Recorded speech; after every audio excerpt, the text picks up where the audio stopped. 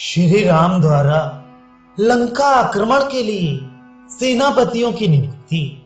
शत्रु के देश में पहुंचे हुए नरराज श्री राम, सुमित्रा कुमार लक्ष्मण, वानरराज सुग्रीव, वायुपुत्र हनुमान, ऋक्षराज जामवान, राक्षस विभीषण, बालीपुत्र अंगद, शरभ, बंधु बांधवों सहित सुषेण, मेंद, द्विविद, गज, गवाक्ष, कुमुद, नल और पनस ये सब आपस में मिलकर विचार करने लगे। यही वह लंकापुरी दिखाई देती है जिसका पालन रावण करता है। असुर, नाग और गंधर्वों सहित संपूर्ण देवताओं के लिए भी इस पर विजय पाना अत्यंत कठिन है। राक्षस राज रावण इस पुरी में सदा निवास करता है। अब आप लोग इस पर विजय पाने के उपायों का निर्णय करने के लिए परस्पर विचार करें।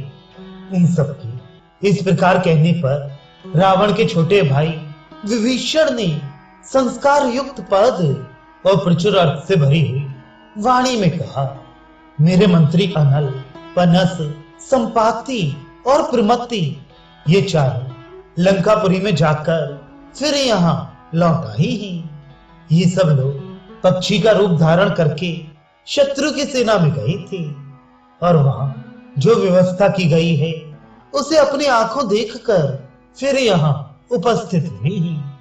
श्री राम, इन्होंने दुरात्मा रावण के द्वारा किए गए नगर रक्षा के प्रबंध का जैसा वर्णन किया है उसे मैं ठीक ठीक बताता हूं। आप वह मंत्र मुझसे सुनिए। सेना सहित प्रहस्त नगर के पूर्व द्वार का आश्रय लेकर खड़ा है। महापराक्रमी, महापाशव और महोदर दक्षिण द्वार पर खड़े हैं। बहुसंख्यक राक्षसों से घिरा हुआ इंद्रजित नगर के पश्चिम द्वार पर खड़ा है। इसके राक्षस साथी पट्टिश, खड्ग, धनुष, शूल और मुद्गर आदि अस्त्र शस्त्र हाथों में लिए हुए हैं। नाना प्रकार के आयु धारण करने वाले शूरवीरों से घिरा हुआ वह रावण कुमार पश्चिम द्वार की रक्षा के लिए डटा है। स्वयं मंत्र वेत्ता रावण, शुक, सारण आदि कई सहस्त्र शस्त्रधारी राक्षसों के साथ नगर के उत्तर द्वार पर सावधानी के साथ खड़ा है। वह मन ही मन अत्यंत उद्विग्न जान पड़ता है। विरूपाक्ष, शूल, खड्ग और धनुष धारण करने वाली विशाल राक्षस सेना के साथ नगर के बीच की छावनी पर खड़ा है। इस प्रकार मेरे सारे मंत्री लंका में विभिन्न स्थानों पर नियुक्त हुई इन सेनाओं का निरीक्षण करके फिर शीघ्र यहाँ लौटे ही। रावण की सेना में 10,000 हाथी, 10,000 रथ, 20,000 घोड़े और 1 करोड़ से भी ऊपर पैदल राक्षस हैं।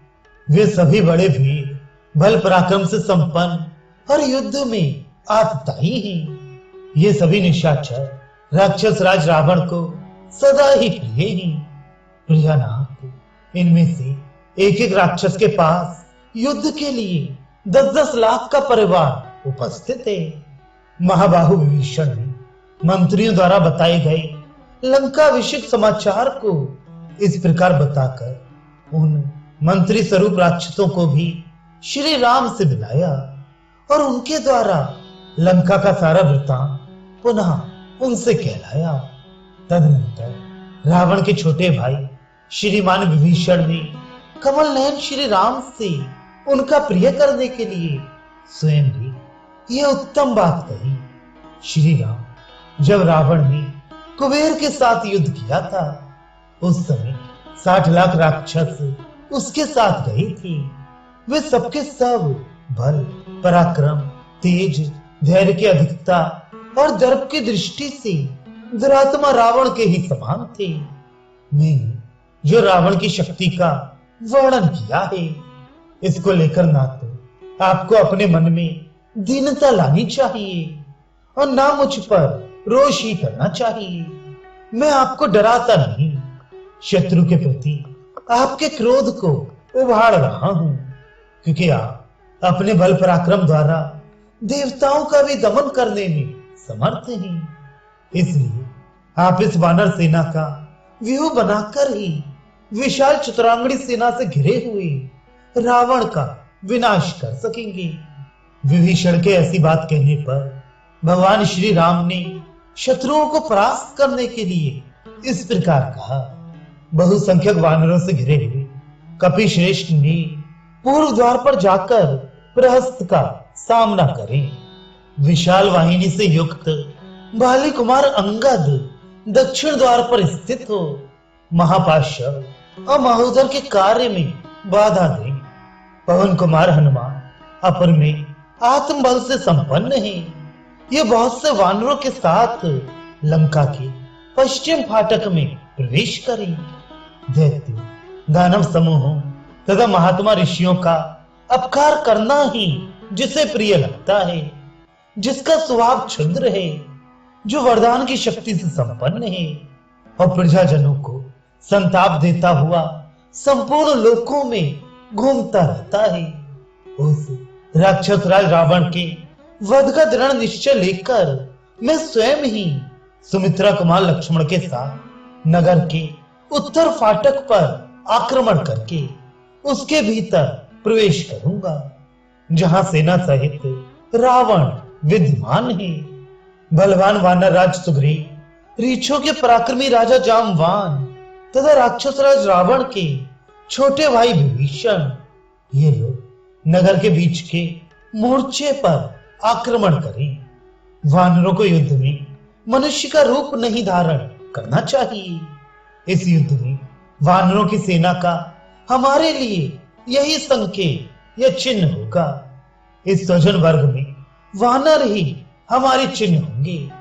केवल हम 7 व्यक्ति ही मनुष्य रूप में रहकर शत्रुओं के साथ युद्ध करेंगे।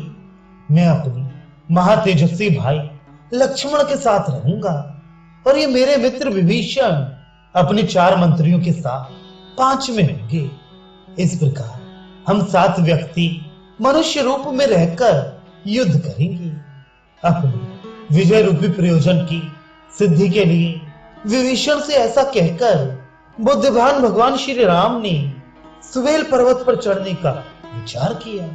सुवेल पर्वत का तटप्रांत बड़ा ही रमणीय था।